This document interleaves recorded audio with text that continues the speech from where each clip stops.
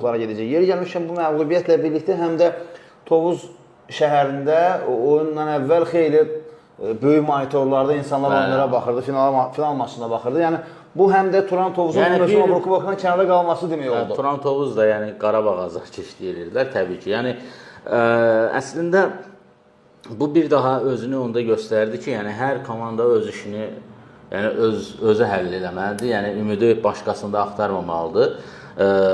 Mən elə düşünürəm ki, əslində Turan Tovuzun növbəti mövsüm daha fərqli, yəni heyət quraraq tam fərqli formada çıxış edəcəyini düşünürəm.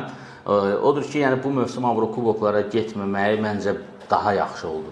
Yəni ən azından yəni xalaq xətrin qalmasın, transferlər edib Konferans liqasını getməkdənsə, sonra onun altını klub rəhbərliyi çəkir, o qədər maliyyə.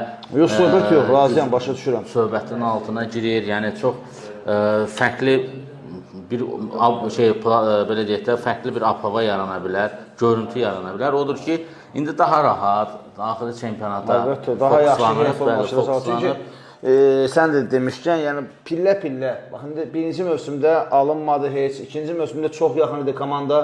Sonda yəni sadəcə üçüncü olmaq mümkün olmadı deyə talihi öz əlində olmadı.